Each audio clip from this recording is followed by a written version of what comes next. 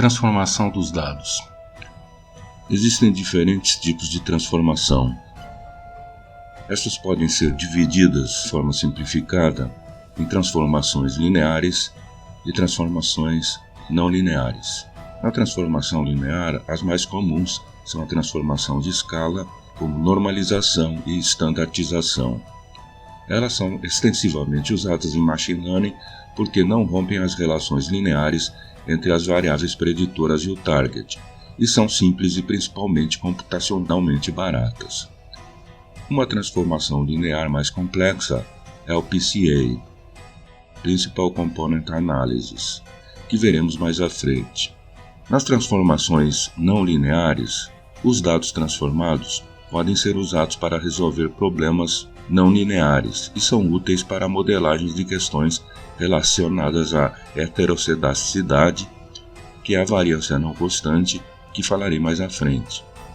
Por exemplo, é comum aplicar a função log a dados com skill. Entretanto, seguir cegamente com o objetivo de alcançar alguma distribuição após a transformação não muda o fato de que o conjunto de dados original ainda não seguirá tal distribuição. Se seus dados têm uma distribuição gaussiana, os métodos matemáticos são simples, poderosos e bem compreendidos. Porém, mesmo que seus dados não tenham uma distribuição gaussiana, gostaríamos, se possível, de transformá-los para melhor se adequar à distribuição normal. É possível que seus dados não pareçam gaussianos ou falhem em um teste de normalidade, mas possam ser transformados para torná-los mais próximos de uma distribuição gaussiana. Isso é mais provável se você é familiar com o processo que gerou observações e você acredita que seja um processo gaussiano, ou quase gaussiano, à exceção de alguma distorção.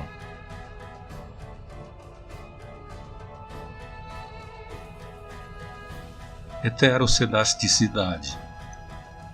A heterocedasticidade refere-se a dados com variância desigual em um conjunto de variáveis preditoras. Se você estiver executando qualquer tipo de análise de regressão, ter dados que mostram heterocedasticidade pode arruinar seus resultados e, no mínimo, lhe dará coeficientes com vieses. Portanto, você vai querer verificar se seus dados não têm essa condição. Uma maneira de verificar é fazer um gráfico de dispersão, que é sempre uma boa ideia quando você está executando regressão. Se seu gráfico tem uma forma de cone, como o da direita, você provavelmente está lidando com a heterocedasticidade. Você ainda pode executar análise de regressão, mas você não vai obter resultados decentes. A curva de densidade de probabilidade fica distorcida. Na regressão, um erro é o quão longe um ponto se desvia da linha de regressão. Idealmente, seus dados devem ter homocedasticidade, isto é, a variação dos erros deve ser constante. Porém, essa situação raramente acontece na vida real. A maioria dos dados tem heterocedasticidade, por natureza. Tomemos, por exemplo, prever o peso de mulheres a partir de sua altura. Em um mundo ideal, onde todas as mulheres são perfeitas, isso seria fácil. Mulheres baixas pesam menos do que mulheres altas. Mas no mundo real, é praticamente impossível prever o peso a partir da altura. As mulheres mais jovens tendem a pesar menos, enquanto as mulheres pós-menopausa muitas vezes ganham peso.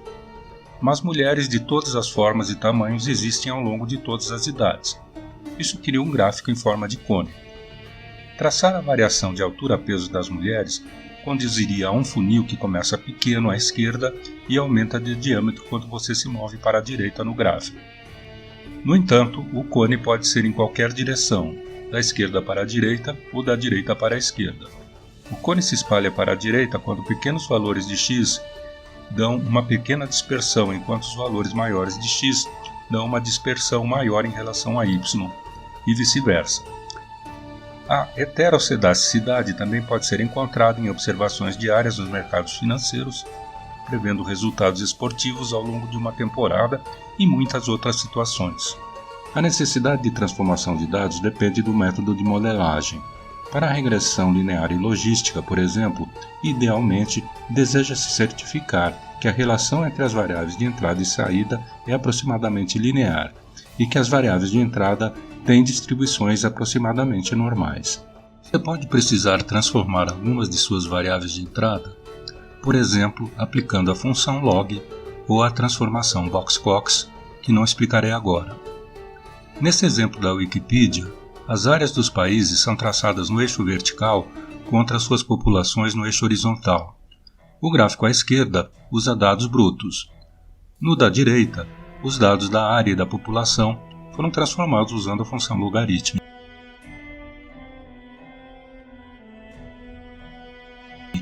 As transformações de escalas. Os dois métodos de reescalar os dados mais usados em Machine Learning são a normalização e a estandarização. É comum se confundir entre normalização, as transformações de escala, e a estandardização, porque os termos às vezes são usados de forma intercambiável, e para tornar o assunto ainda mais confuso, elas são muito semelhantes. Em ambos os casos, você está transformando os valores das variáveis numéricas para que os pontos de dados transformados tenham propriedades úteis específicas. A diferença é que na normalização você está mudando a faixa, o range, de seus dados, enquanto na estandardização você está mudando a forma da distribuição de seus dados.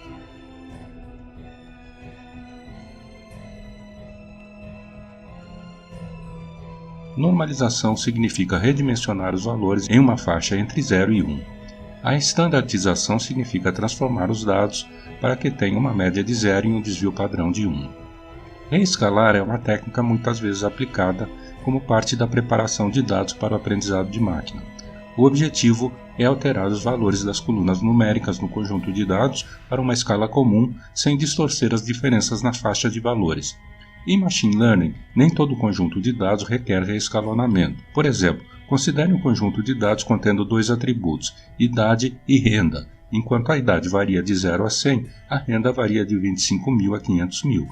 Os dois atributos estão em escalas muito diferentes. Quando fazemos análises adicionais, como regressão linear multivariada, por exemplo, a renda influenciará mais o resultado devido ao seu maior valor.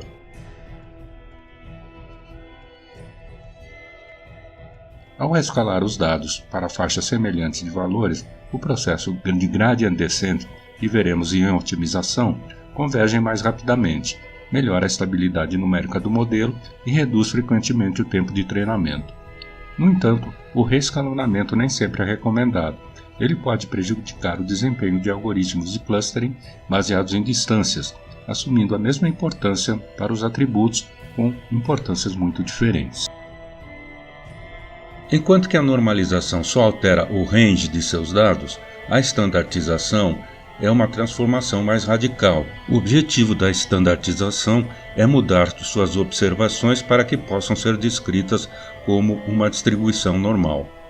É por isso que a estandardização é que deveria se chamar normalização. Mas deixa para lá. Em geral, você só vai querer estandardizar seus dados se você vai usar uma técnica de aprendizado de machine learning ou estatística que assume que seus dados são normalmente distribuídos. Alguns exemplos deles incluem o t-tests, ANOVAs, a regressão linear, a análise de discriminante linear e o naive Bayes gaussiano.